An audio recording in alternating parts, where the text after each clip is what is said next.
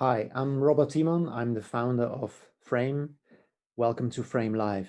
Today we will be talking about pop-up retail. Is there a new purpose for it?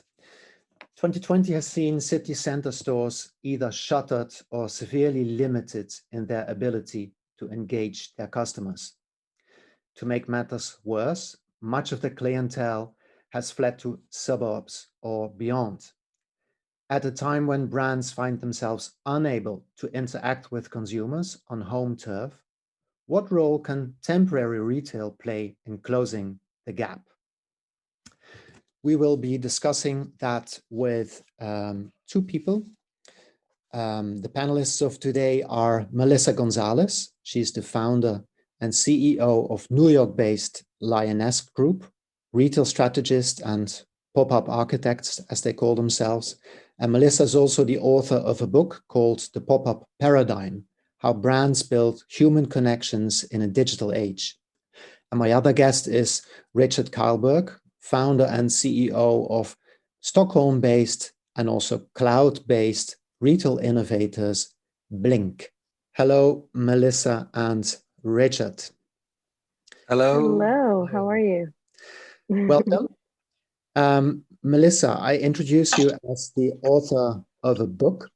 Can you give us a brief summary of what we can find in the book? What's the main issue of it? Absolutely. The pop-up paradigm is really how you build human connection in digital age. So pop-up is one of the formats in which you do that, and that's what the book is focused on. It's not really a how-to book. It's a lot of conversation around what are the different purposes of pop-up retail. How can you achieve your goals? I have 7 examples within that, and brands who have done it well, really to spark ideas in those aha moments. And then kind of I go back to, is it the right time, how to know, and how to get started. And the last chapter, which was written a few years ago, I need to update, is the future of retail tech and that integration in the in-store environment. And with the knowledge you now have, what would be your answer to that? Oh, I think that just seeing so much technology innovation being accelerated and the lines between online and offline really starting to blur. I think we talked about it conceptually before, but now we're seeing it come to fruition. So I would integrate more, how do we bring that into design thinking as we're planning out an in-store environment? And your company, what do you work for? For which clients do you work? So we kind of have a wide spectrum, which is great. We're the Lioness Group, we're an MG2 company, so we're also part of a global architecture firm, which really puts us in a position where we work, at the heart of consumer experiences and, and physical retail, but also within hospitality and work life, and living, at home. So apartment living. So we really kind of think across the spectrum of a consumer's journey, which is really exciting. I sit mostly in the consumer experience area, and I really spend a lot of my time in strategy. And right now, what we're doing is really entrenching ourselves of how are consumer behaviors evolving? Where are they going to normalize? Not that any of us have a crystal ball to answer that. But we try to take as educated approach to it as we can. And how does that inform store design, the adaptations, the opportunities, the future? So our clients, we've worked a lot with D2C brands pre-COVID. Some of that has kind of been quiet during COVID as they figure out their priorities and have pivoted back to e-commerce. But one bucket is D2C. So a lot of the digital natives that have realized when you get to a certain threshold of revenues, 10 million in revenues, it actually becomes a lot more expensive to compete just online. And they needed to start identifying where they could have those physical retail touch points, but their core competencies were not necessarily physical retail. They were born on e-commerce. So we would play the role of like that adjunct retail team, soup to nuts, really working with them from strategy to build out, what's the story of the store? What's the right format, the right square footage? What is the visual identity? How do we take the 3D manifestation from your 2D world into life and help them with operational strategy? The second bucket is we've worked more with more mass brands who have thought about their physical footprint from a holistic standpoint, and not every destination needs to be a flagship. So what is small format? How do we have a localized approach? Maybe it's pop-up, maybe it's permanent. So Nordstrom is an example of that, helping them open local. here in New York and in California. And then, pop-ups will always serve the purpose as well of brand awareness and marketing. And so we work in that aspect as well, from an experiential standpoint, really creating these high impact moments that drive awareness and media, and really create that halo effect, for the duration and the next couple quarters after. And for there, it kind of runs the gamut. But we've worked a lot with brands like Marc Jacobs and Sally Hansen, and really kind of driving awareness to core demographics. Thanks. It sounds fascinating. And you're very passionate about that. So I'm looking forward to the rest of the session. Richard, tell us a little bit about more Blink. Yeah. Hi, Robert. I just wanted to say that it's an honorary assignment to be part of this. I mean, we're fans of you guys, of Frame. We're subscribing to the magazine. We've done it for many years. So it's great to just be here with you in this session. My pleasure. Thank you for being with us, Richard. Well, Blink, we're a Scandinavian design agency, and we're a cloud-based design agency. And we had to be. I founded Blink about 10 years ago, and we got more and more international assignments. And we thought this is not sustainable to travel, to not be able to work because we were just sitting on airplanes the whole time. It's not sustainable for nature, for the economy or anything. So we have to figure out new ways of working in the cloud. So we developed that. So we have actually been doing that before the pandemic, and that's how we've been able to work during the pandemic. And I think that clients come to us. I mean, we work with demanding clients all over the world. We work with, you're based in Amsterdam. We have worked with Albert Heijn, the Dutch sort of jewel in a way. I think we've done over 65 projects for Albert Heijn over the years. We work with Tesco in the UK. We work in the States now, actually, during the pandemic with Target. We work also during the pandemic in Russia with Magnet. And we've worked in Taiwan with Auchan and Alibaba in a joint venture. So we work all over the world, and we can do that because we're cloud-based. Fantastic. I mean, I think I've got the best panel ever for this subject. Let's take a look at today's format. So we've asked you prior to this session to give us your view on the pop-up pre-pandemic, at the pandemic, during the pandemic. So the situation we're in right now, and we will be probably in for at least another half year or maybe an entire year. We don't know. And then the future of the pop-up. Yeah. The future of the pop-up, what will that be like according to you guys? So let's have a look at the first image, the first question. So Melissa, we asked you, what was the pop-up's status pre-pandemic? How do you look back to it? For sure. So here's an example from a D2C brand who had launched called Brandless. And this was actually their first pop-up in California, in West Hollywood, California. And for pre-pandemic, there was so much discussion of, how are you immersing your guest into the story of the brand? How are you pulling together community? In-store event planning was a key element. These Instagrammable moments and tapping into social currency, right? That was kind of the things we thought about. When you have a limited amount of time to make an impression, how do you make it as high impact as possible?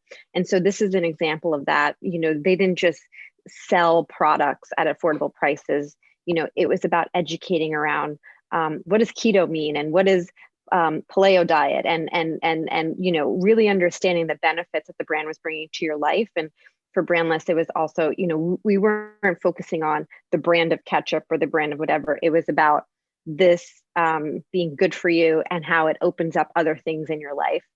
And so what I think is that what drove a lot of this was this community aspect, the gathering of it, right? And that's what created these sticky moments with the brand.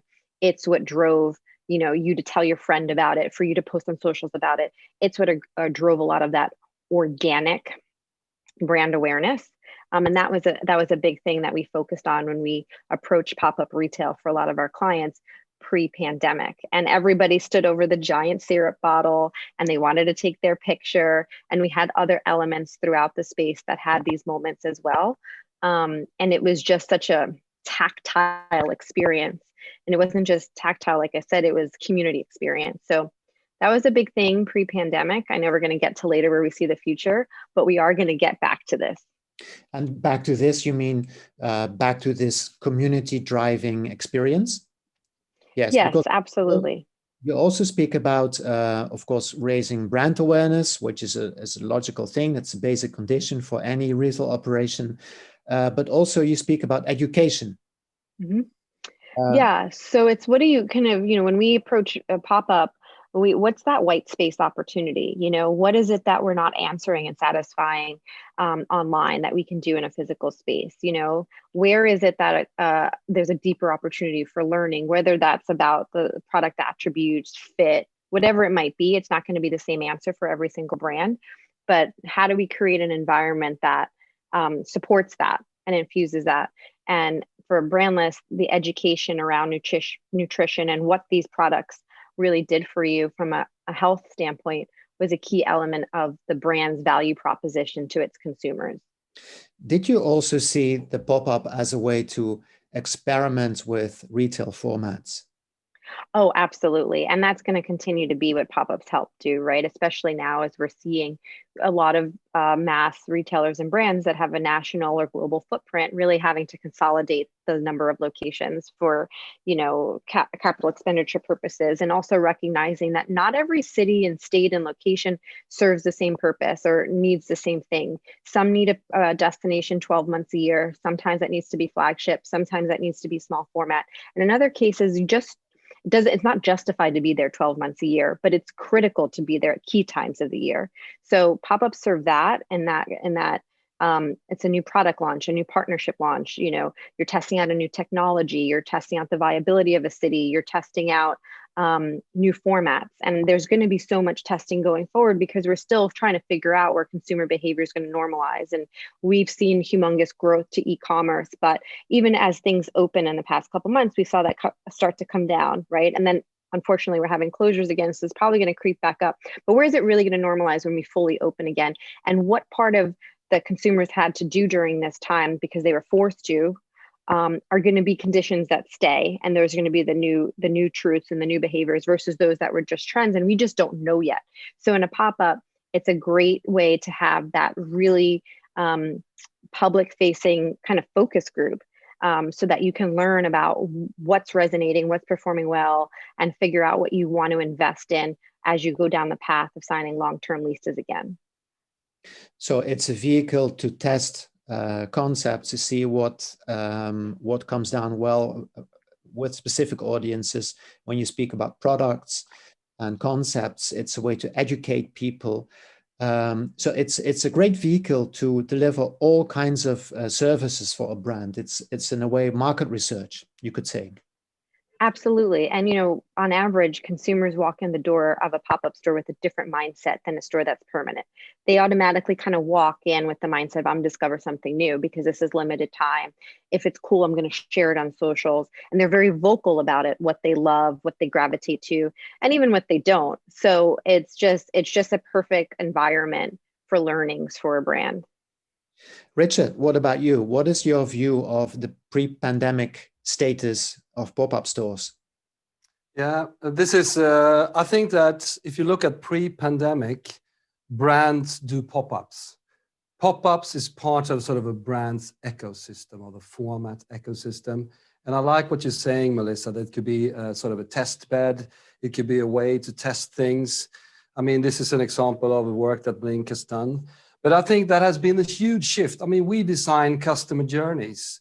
And I think this, the smartphone, has been a huge shift in a digital transformation. And what actually this does to people actually, they have a smartphone, so they think they're smart. They think they can do anything with a smartphone. They're basically gods. So what's been a huge shift to our experience is sort of, if you look at customer journeys, one type of customer journey is sort of do it for me customer journey. That was much more common before sort of this huge shift to with a smartphone. With a smartphone, people think they can do anything. So it's a shift towards a do-it-myself type of customer journey. But what we have seen there, as our experience in this, is that you end up in dead ends with a sort of a do-it-myself customer journey. So there's going to be a shift, and it's already happened. It's a shift towards sort of a curated, sort of self-guided customer journeys. So we think pre-pandemic, brands were doing pop-ups, and this is actually a concept that we did. That's the whole concept is inspired by pop-up as an expression. And I think that was something you saw a lot of pre-pandemic. So I think that new types of customer journeys where we see sort of a push towards do it myself, but now there's going to be a push and a new opportunity to think about self-guided, curated customer journeys. And there you can see a role for a pop-up. Like you think about you designing a customer journey where you need assurance, you need inspiration, you need guidance in some parts of this journey. It could start digitally. Like we have, for example, designed for Nobia is doing kitchens, where you have customers that have basically designed the whole kitchen before even entering into a kitchen store. And when they do that, they need to be able to continue. It has to be no dead ends. So you have to think about customer journeys in this age, more like a self-guided, sort of curated type of customer journey, where you can start digitally, go into physical, turn into digital again. But the important thing here is no dead ends. And there you can think about the pop-up as having a role in that type of customer journey. If you speak about dead ends, can you give a typical example of it? Yes, I can. I mean, let's take the Nobia case where you have a customer that probably, I mean, everybody has experienced this, I think. You have done a lot of work. Maybe you're working on an app. You have almost ordered everything. You go into the store and you want to continue, and you have to start all over again. That's a dead end. So the important thing here is that you have to do this customer journey design in parallel, digital and physical, sort of digi-physical, and make sure that the customer never hits dead ends. Mm-hmm. In case of Stadium, what's the concept behind what we're looking at? No, this is just a concept where the sort of the essence of a pop-up is almost like a container. So the whole you walk into containers, there are containers in the store with sort of small pop-ups. So this is just an example of the thinking where you almost think about the concept like pieces of a Lego, where the pop-ups are modules that you can use in different ways. So I think that was something we saw a lot of pre-pandemic in the retail design. So let's have a look at what happened during the pandemic. Mm-hmm. So various parts of the world have been in lockdown, came out of lockdown, are now again in lockdown or in a partial lockdown, or as we say in Holland, in an intelligent lockdown, whatever you it wasn't so intelligent, I can tell you. However you name it, it means that people have been staying home more than ever, started to work from home more than ever, are still working from home, didn't go into city centers, starting to move out of cities because cities were contaminants, and many big employers didn't even require for people to come back to the office going forward.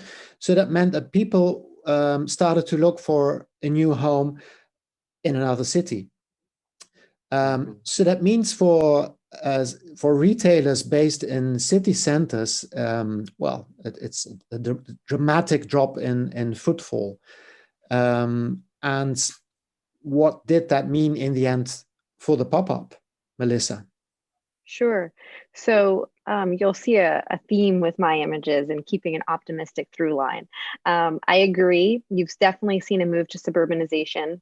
I know here in the States, like apartment living doesn't feel as sexy as it did once before. Outdoor space is a hot commodity, and kind of, rethinking how you spend your time, maybe not always commuting, being able to work from home, adopting technology, and finding your ways to be productive, even if we're not all together. And how do you unlock that creative energy through the screen? So I think we're getting stronger and stronger at that.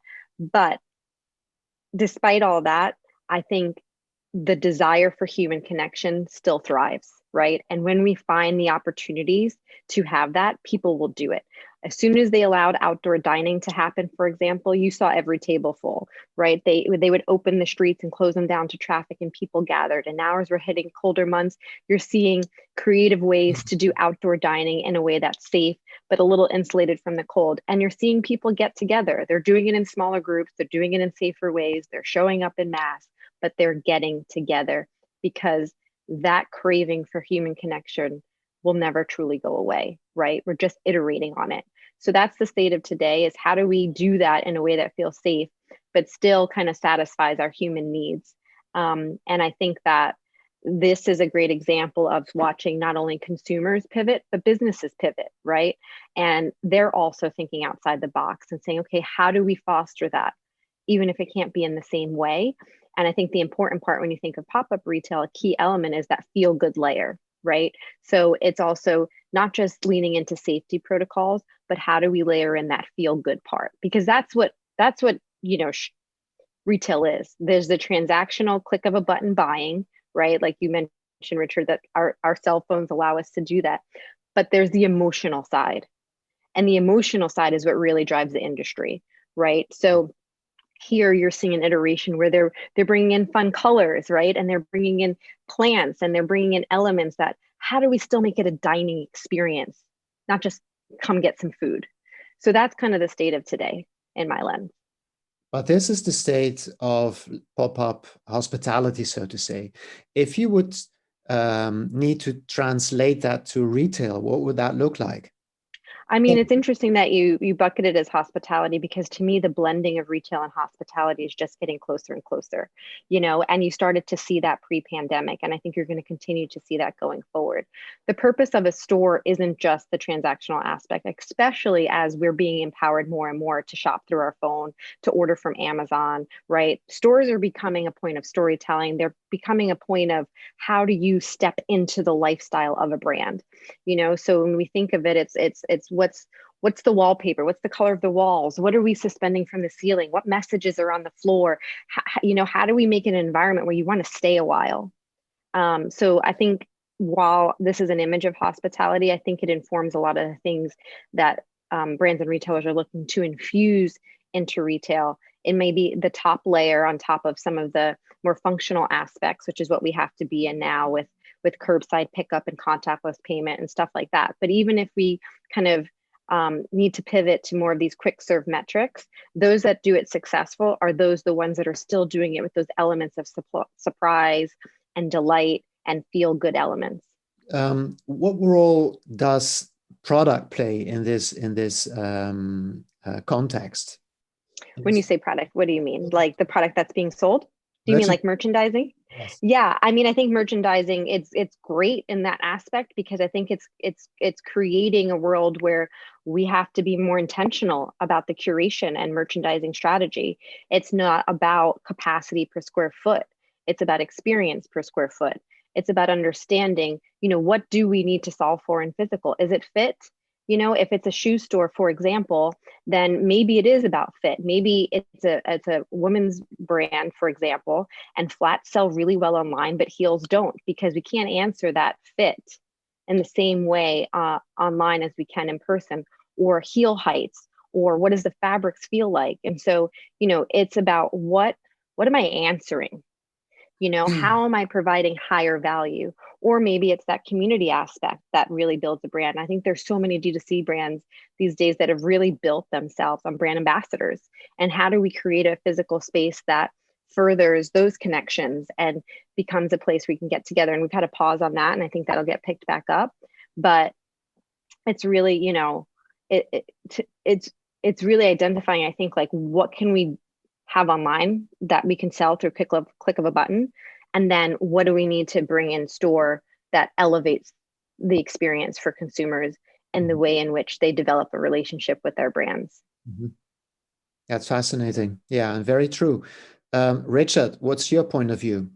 Well, I'm thinking this is sort of the current situation, and I call this retail as a service.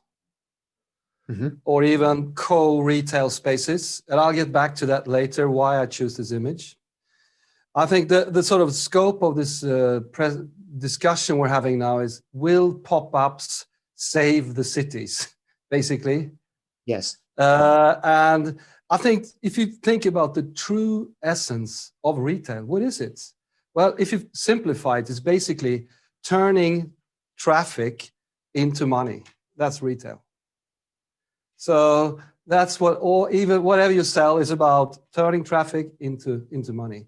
If you think about that, and we think about pop-ups, we have to ask ourselves, will pop-ups help building more traffic that's relevant, or convert more money? If it doesn't, it's not the answer. And I think that's a very interesting question to think about.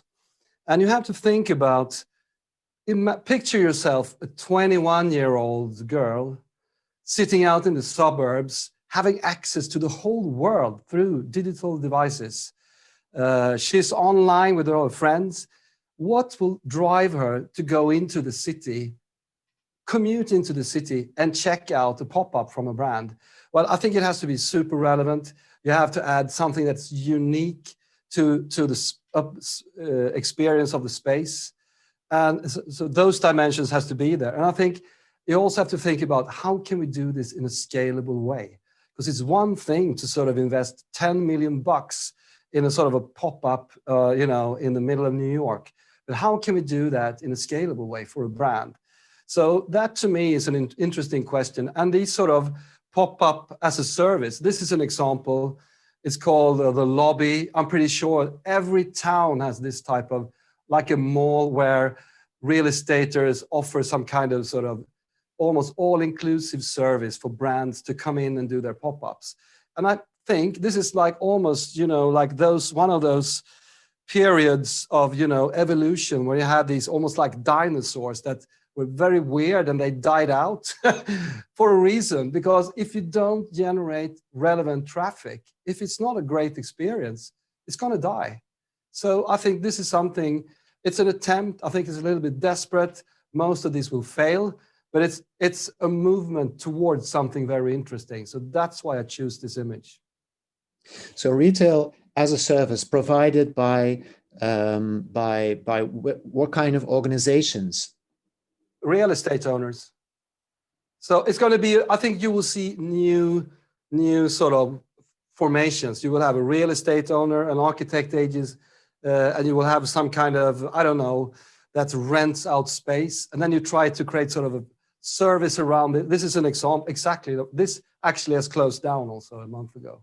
So, and there are many of these sort of popping up, and maybe some will survive. But I think it's about, how can we generate relevant traffic? How can we convert that traffic into money? That's what it's going to be about if you sort of simplify retail in a way. But what was this successful? No. Do you have an idea? That's why I show this as an example of something that's a passing stage. This is something people try now, and we see this all over the world. I think it's also interesting what Melissa said about hospitality. This example, what they missed here, I think you have to think about food. It's always going to be the traffic generator of retail. It's been since, the first sort of a caveman had some extra fruit they can sell. It's always generated. So you have to think about those mixes. And most of these think it's too easy to generate traffic. And it's not. So this is an example of, I think, something we will see. People will learn that it will evolve into something new and interesting. And this is a step on the way. Yeah, well, I asked Melissa just a minute ago, what about merchandising? But this is all about merchandising. What about the people? I mean, what about hospitality here? Could that be a possible solution? May I interject there too? Sorry, Melissa, go ahead. Yeah. I was just going to say, I think you make a lot of great points. I think retail as a service has definitely been a topic that we've had over the past couple of years. Real estate, especially those mall groups, right? The specialty leasing teams recognizing, this is an incubation tool. This is an opportunity when you're having conversations with a brand that think they want to be at your property but aren't ready to really sign that long-term lease. They have an opportunity to test. And it's an incubation time, and it's a time for learning on both sides, right? The mall group figures out, is this a good fit for our property, as well as the brand learning. But I think a lot of the challenges are they don't put them in the right location, right? Adjacencies still matter. They need to be in the right wing for the right products. They need to be well curated. They can't just be product based. It needs to be story based. If you're introducing a new brand to a property, what's the story of that brand? That's what consumers are going to have an emotional connection to, not just the product. We launched a turnkey space in Seattle in this summer. And it's kind of this element. It is retail as a service. We created a brand. It's called Periodic, because things turn periodically, and we curate. But before we bring a brand in there, we have a whole filtering system. We've decided, okay, what are the key elements for success, and how does this brand rate in that scale? Do they have a social media following? Is it the right product for the audience? Will they be able to tell their story in an immersive way? Like, whatever the factors are, you kind of have to make sure that you're going through that filtering system as a curator if you're creating these spaces. And then it is a multi-pronged approach, because you said, where's the people, right? It's not just you'll come and they'll show up. Like, what's this marketing strategy around it? Are you tapping influencers? Are you hosting events? Are you maybe doing pop-and shop collaborations during your pop-up shop with a cool coffee vendor or whatever it is? So I think we're like dipping our toes still as an industry here, but it still has a little bit of ways to go. I think it's basically the sort of the eternal truths about creating great retail experiences. And it's not different with this, but I think that this is going to be like a passing stage.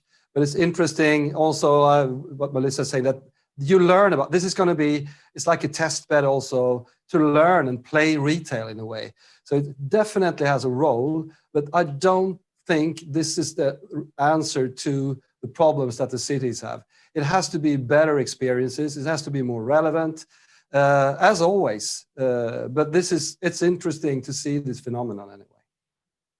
So you have spoken about a desire for human connection that is still very important, about building spaces with a feel-good layer, Melissa, experience per square foot.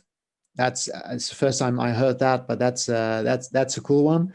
And Richard, you've been talking about retail as a service. So yeah, can you turn traffic into money? That's the question for every retail adventure. Yeah.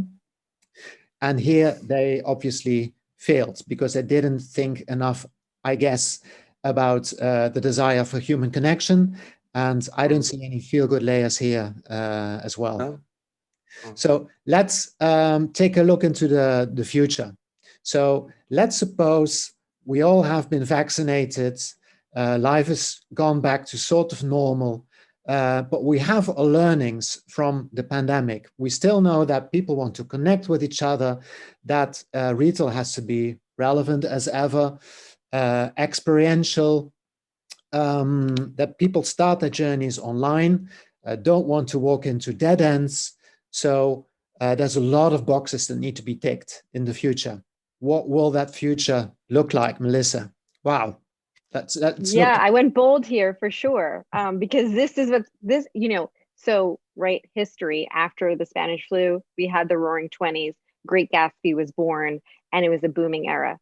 And I think there's so much pent demand in there. Of course, we've had tragedies, and of course, there's economic challenges and stuff like that.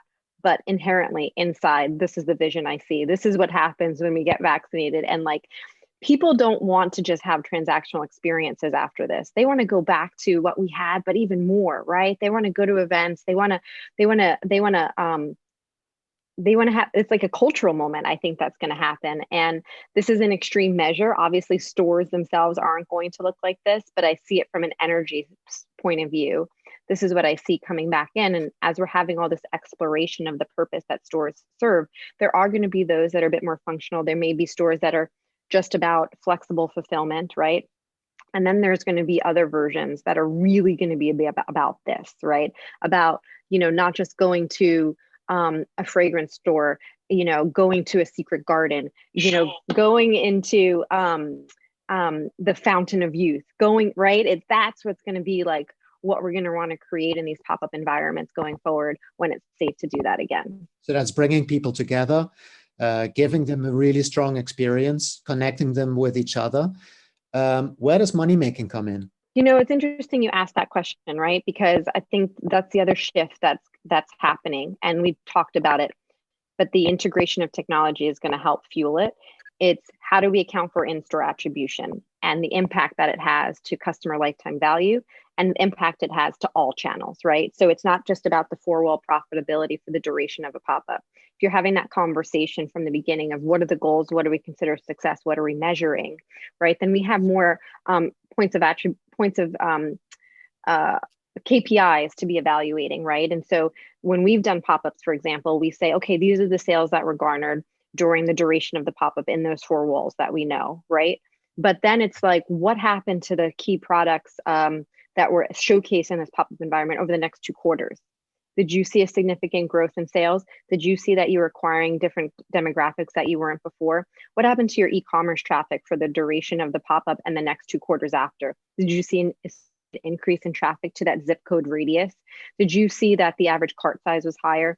Did you see that the customers that came to your physical environment and now have that relationship with you and understand fit or fabric or whatever it is, they're returning products less often, or that they're going to your website more frequently than somebody that only interacts with you online, right? So it's really tracking all of those elements to really understand that's the contribution that this physical retail experience had on your brand.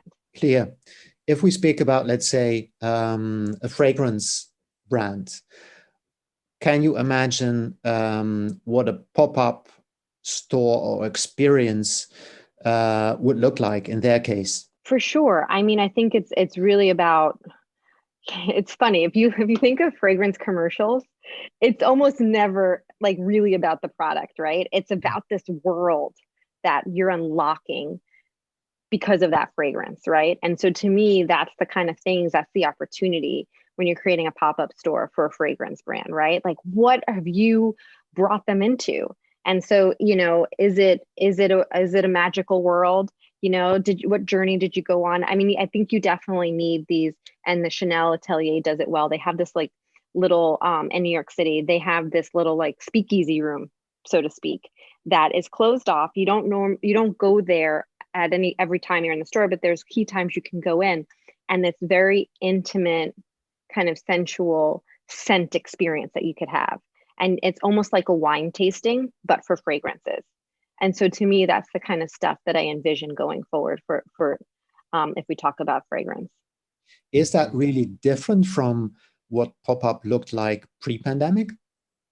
I don't think that it's different, but I think that if we take the aspect of understanding, it's not just about four-wall profitability for the duration of the pop-up, and we recognize that there is a halo effect, and that we have opportunities to really track the attribution of that experience across all channels and customer lifetime value.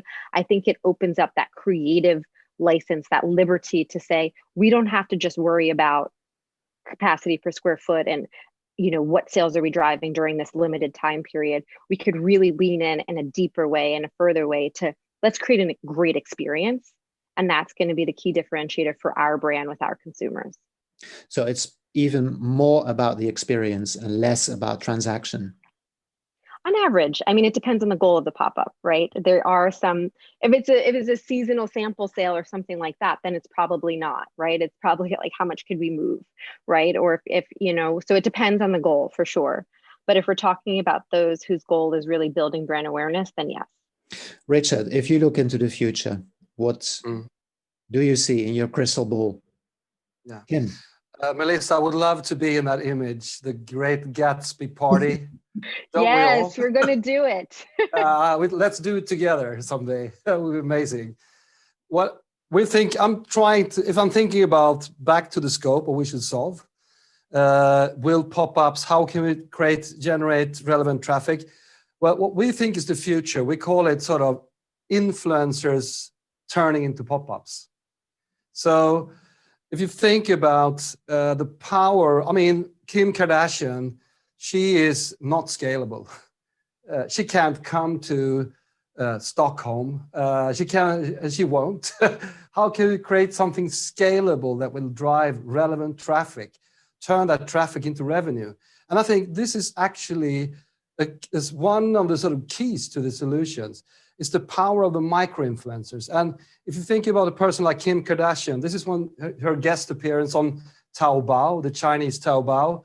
She sold 15,000 bottles of perfume in a few minutes, which is amazing. But I mean, we work with a client in the energy drink sector. They use micro-influencers and they grow so fast. These micro-influencers maybe have up to 10,000 followers.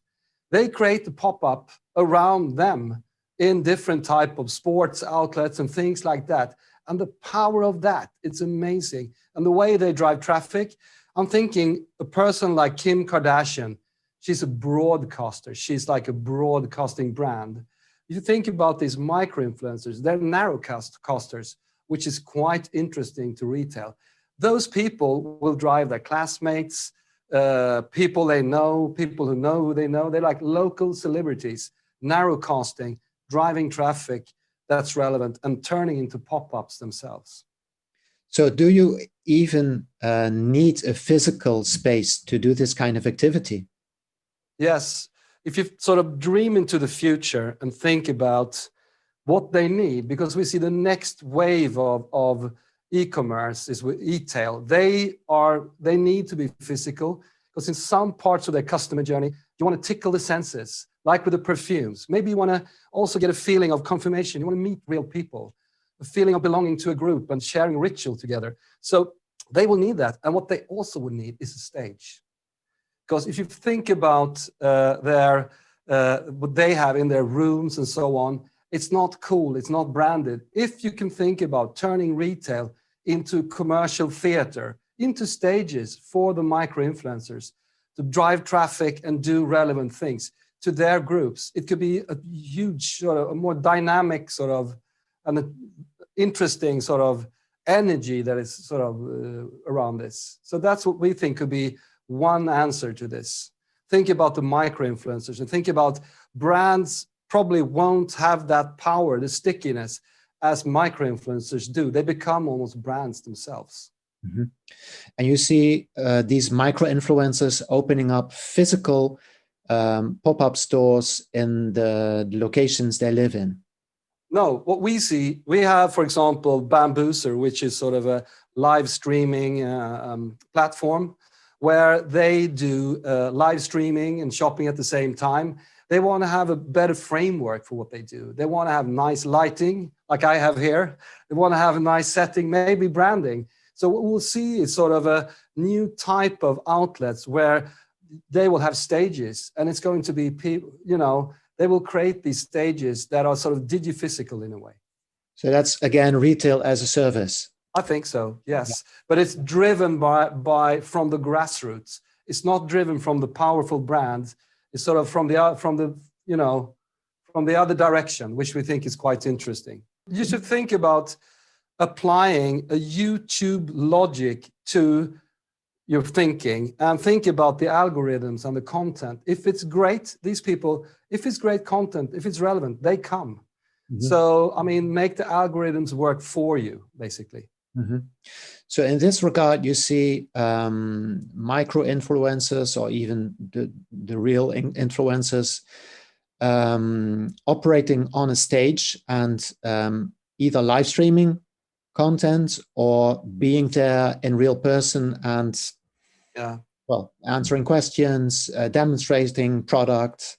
That's your vision. Yes. Okay. I think it's going to be a new scene where you see, instead of the powerful brands, the power is going to come from the many, which is quite interesting. That's also the nature of internet and the Instagram culture and all of that. So we think it's going to be a movement there that's going to be interesting and an opportunity for retailers. Melissa, what's your perspective of this vision? You know, it's interesting. I think the influencer has played an interesting role and evolved over time. I think, you know, in a world where we're doing everything remotely, they've been a key element and kind of that virtual pop-up experience. And, you know, they prove as like brand ambassadors and evangelists as well. I think, I mean, when we planned pop-ups before pandemic, having an influencer strategy for the launch was always a key element. They got to come first. They did a live stream from the store. They did Insta stories from the store. They invited their following. We maybe had one every few days, depending on the duration of the pop-up, host events. So they definitely were a big driving force and physical. I see that kind of returning back when we're able to, because I do think that's probably still, preferred by their followers too. We've done some in beauty, for example, where it's almost like a cult following. Like if they're there, the line is down the block. So I think we'll still continue to integrate them. I think right now there's a big conversation is, do we do those that are micro influencers that have like smaller but really engaged audiences, or do we see the impact by the big kind of mega stars? And what are the right investments that brands need to make? And I think it kind of depends, but that's what a lot of the conversations are about now. Mm-hmm. So this is already happening, albeit online only. One interesting aspect of this with the new platforms like Taobao, like Bambooser and all of those, is that you don't need the store anymore. You become the store. You can do the whole thing yourself. And that's going to have an impact on retail. Where does that leave you and like-minded businesses? I think it's about thinking about how to design customer journeys and understand that, and really have empathy for the customers, and embrace this new normal that's happening, and think about the power of the many, which I think is interesting. So instead of designing spaces, design studios should perhaps focus on designing customer journeys, as far as you're concerned. I think that's one answer. It's one perspective. But I think it's about, I'm so glad that we're working, that Blink is in this space now at this time, because it hasn't been a more exciting time to work with commerce, or whatever we should call this, because we're just in the beginning of a fascinating sort of journey and development, and it's going so fast. It's unbelievable. So I'm happy I'm part of this. Well, you have a very positive outlook. I'm really happy to hear that. If I've been following the retail news over the past, several years, and there's one word that popped up every month, and that was the word apocalypse, a retail apocalypse. But it's not true, because if you think about commerce, it's not apocalypse. I mean, there are so many that are doing the best. They have heydays right now. And it's because they understand the power of the many. They understand this new logic about driving traffic, relevant traffic, about the micro. It's a new landscape. And I think it's to the old players and the old brands, maybe it's hard to understand. Maybe they don't want to understand, because they were the big sort of bears in the old world. But now it's a new world. And I think you have to sort of embrace it and sort of be curious and discover together with your clients. So what does this world look like, and what don't the dinosaurs understand of it? Can you name, let's say, 5 key elements of this new world, new retail world, that in order to be successful, brands need to embrace? I think one is empathy. So really have empathy and understand your customers. Listen to them and study them, and probably think about them as almost like distant employees. Some of them that like you the most. Study them hard and really look and listen to them, and also surprise them sometimes, because you shouldn't do as they say, but they have to think, yeah, that was really, they understood exactly what I was thinking before I did it. I think Google is a good example of that sometimes, and a few other brands. But I mean, it's also about, I think that's a key element, empathy and understanding customers, and simplify things. Because I think there are 4 main drivers if you think about humans. One thing, it's about we're lazy. We want to do things. If you find a way to do something that's easier than you did it before, you'll continue doing it. I mean, like, for example, you maybe imagine, I will always go down to my local Albert Heijn. I want to touch and feel the oranges, and I want to get that exactly right piece of loaf of bread or something like that. But if someone that you trust knows exactly what you want, brings it home to you, exactly the right, will you go there again? Maybe not. So how can we make life easier for people? That's one thing. And the other thing, it's about entertain people, make them sort of tickle their senses. How can we make them sort of engaged? And that's also very important. How can they freestyle? How can they be surprised, provoke them, inspire them? That's also very important. And it's also about a sense of belonging. So a sense of community, a sense of being part of a rhythm or a tribe. How can we connect that? That's also very important. So there are a few drivers that are basically human. I think you should think about those when you design a customer journey, and think about it as something that is not the same. It has to be different, and probably there will be most brands will think about that is going on in this and in the physical space, like a digi-physical customer journey in parallel. So Melissa, in this landscape that Richard describes, and you probably agree with, what would be the role of the pop-up, or a possible role for the pop-up?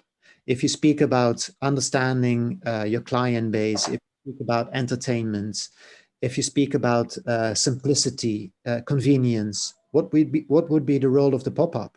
I mean, it depends. I think there's a lot of roles that pop-ups play, kind of as I mentioned earlier, but tying it back over. So, one, there's always going to be brands that have a sense of, that have seasonality in their business. So pop-ups just help with that, right? You don't need to be there 12 months a year. You need to be there at key times a year. I think that there's the educational aspect for sure. I've seen technology companies like Fast AF just did a pop-up that's open on the West Coast. It's an app so that you can order things and it gets to you in 2 hours. But the pop-up is educating people on what that brand is. What does it bring to you, right? Pop-ups can be for a product company, it could be for a service company, it could be for a technology company, it could be for a bank, it could be for an insurance company, a tax company. Like, you see it across the board. It's not just retail, but at the heart of it, it's educating people about the value proposition beyond the product or service, right? What is it really doing for you in your life? I think, that is the opportunity in pop-up. That's the differentiator for a brand.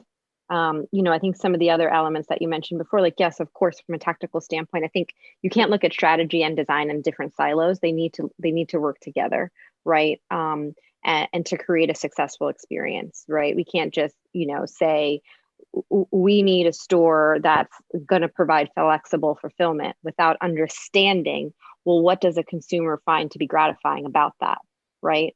Do you need extra space for them to unbox? Do you need extra space for them to discard the cardboard? Do you need space for them to try and demo a product right away? Do we need to make the return of that product if they don't like it seamless as possible?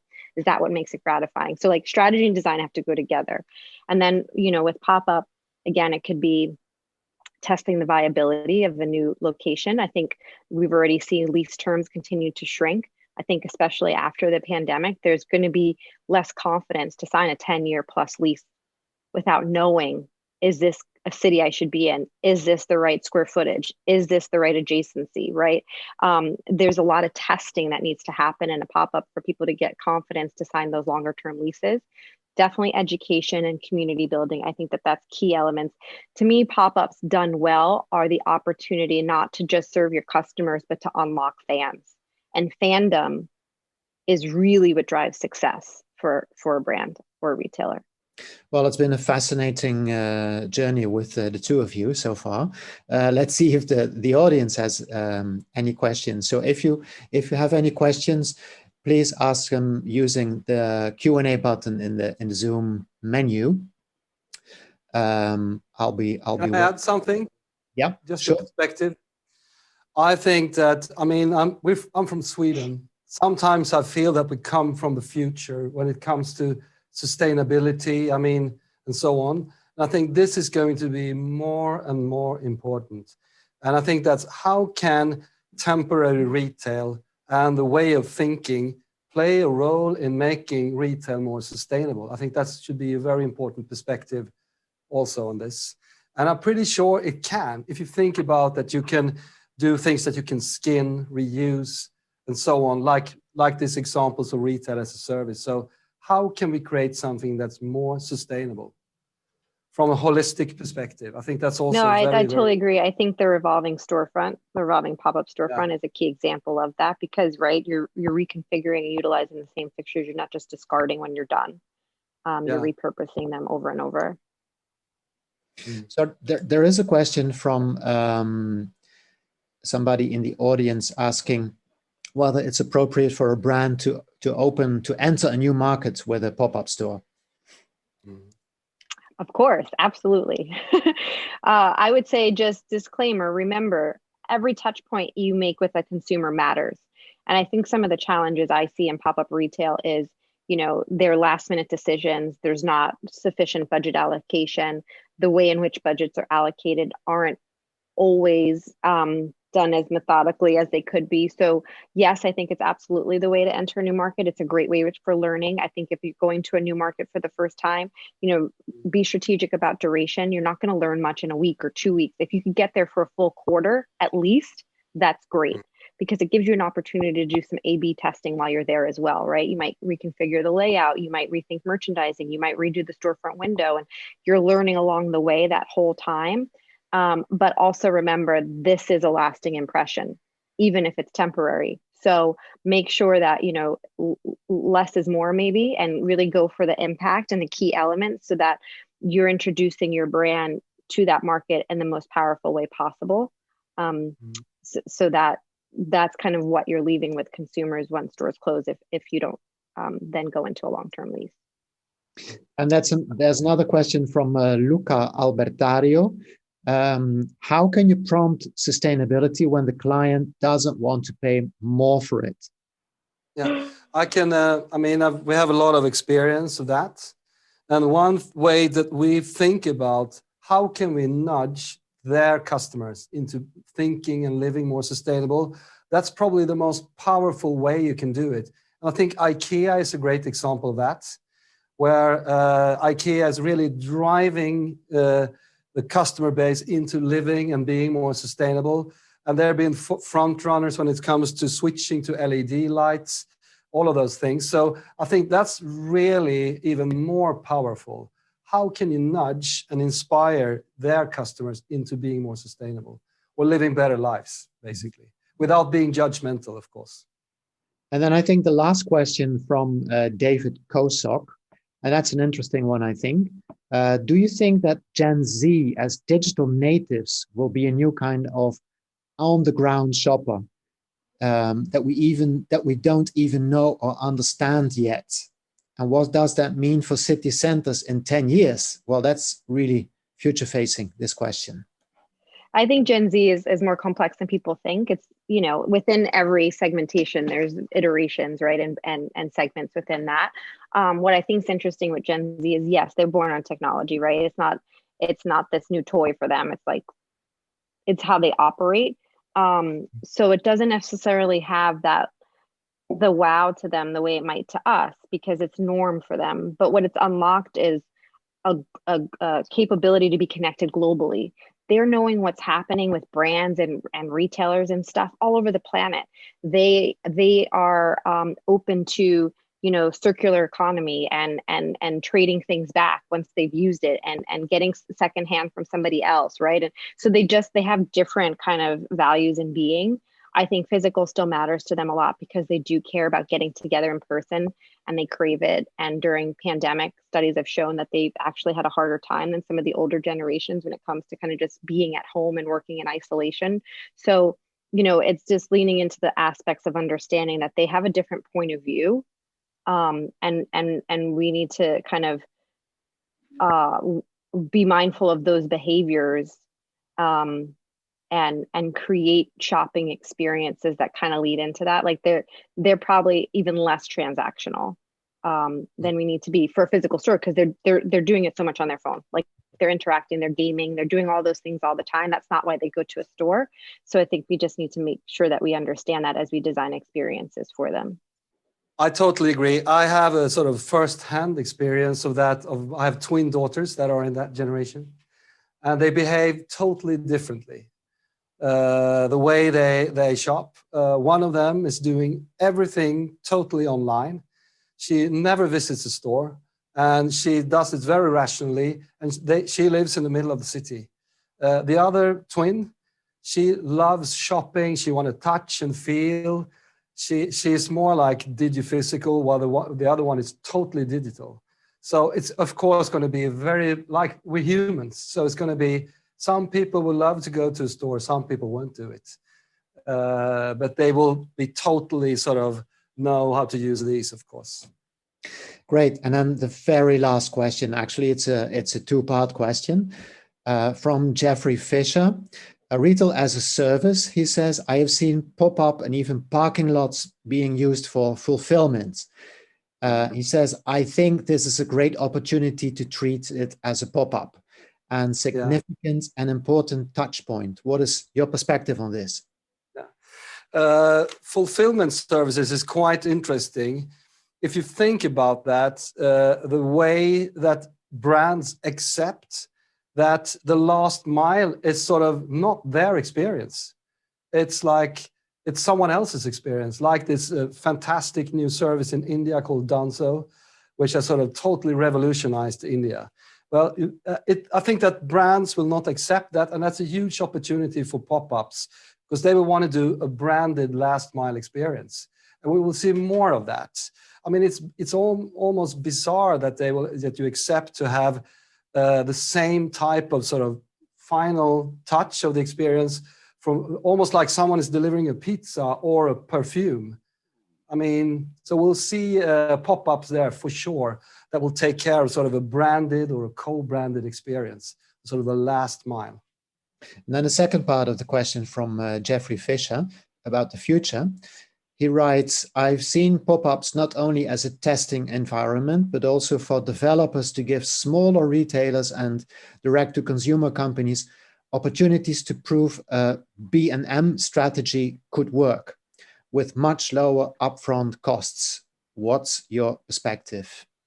No, I would absolutely agree with that. I mean, we've worked with so many D2C brands where it's really pop-up as a prototype.